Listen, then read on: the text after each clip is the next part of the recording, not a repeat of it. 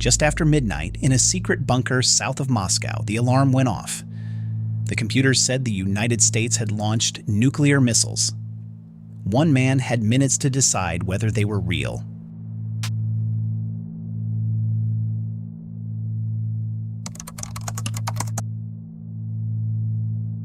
By 1983, the Cold War had turned bitterly cold. The United States and the Soviet Union together held more than 50,000 nuclear warheads. Both sides believed the other might strike first. That March, President Ronald Reagan named the enemy plainly. They are the focus of evil in the modern world.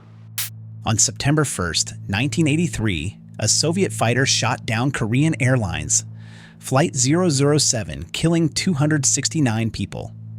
Moscow feared an American reprisal. In the Kremlin, aging leaders were convinced a surprise attack could come at any hour. To watch for that attack, the Soviets built an early warning network called OKO. Its command center sat at Serpukhov in Felstein, a closed bunker complex south of Moscow, linked by satellite to the missile fields of the American West. The OKO satellites orbited high above the Earth, scanning for the infrared flare of a rocket engine. If they detected a launch, the warning would flash to Serpukhov 15 in seconds. From there, it would climb the chain of command to the men who could order retaliation. On the night shift that September was Lieutenant Colonel Stanislav Petrov, 44 years old. He was an engineer, not a career officer, and he had helped write the system's protocols.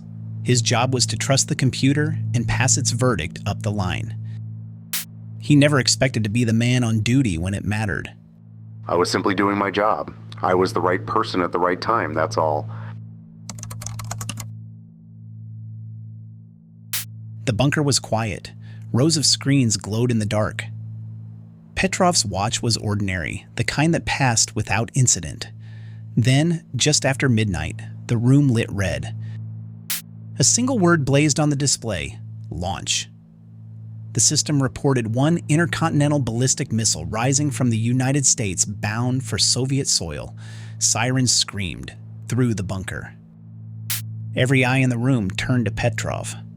All I had to do was to reach for the phone, to raise the direct line to our top commanders. But I couldn't move. I felt like I was sitting on a hot frying pan. One missile made no sense. A real first strike, Petrov believed, would arrive as an overwhelming barrage, meant to destroy retaliation before it began. He decided to wait. He reported a system malfunction. Then the screen changed. 2, 3, 4, 5 missiles. The computer now rated the attack with its highest confidence.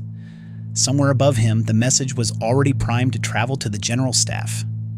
If he confirmed it, the Soviet Union could launch everything it had. Petrov kept returning to one stubborn thought. When people start a war, they don't start it with only 5 missiles. You can do little damage with just 5 missiles. The ground radar showed nothing. But the satellites were the primary system, and they were shouting. Petrov had no proof either way. He had only his judgment and the certainty that being wrong meant the end of the world. He made his choice and held to it. I had all the data to suggest there was an ongoing missile attack. If I had sent my report up the chain of command, nobody would have said a word against it. The warheads, if real, would have taken about 23 minutes to cross the pole. Petrov reported a false alarm again, and then he waited, tracing the empty minutes as the phantom missiles flew towards Soviet cities. The clock ran out. No explosions, no reports of impact. The cities stood. Only then did the tension break. 23 minutes later, I realized that nothing had happened. If there had been a real strike, then I would already know about it. It was such a relief. Investigators later found the cause. Near the autumn equinox, sunlight had glinted off high-altitude clouds at just the angle the satellites watched. The system had mistaken reflected sunlight for the fire of launching rockets.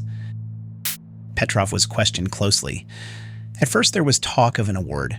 Instead, his superiors found fault with his logbooks, which he had been too busy to keep during the crisis. Rewarding him would have exposed the failure of a system that was supposed to be flawless. He received no medal.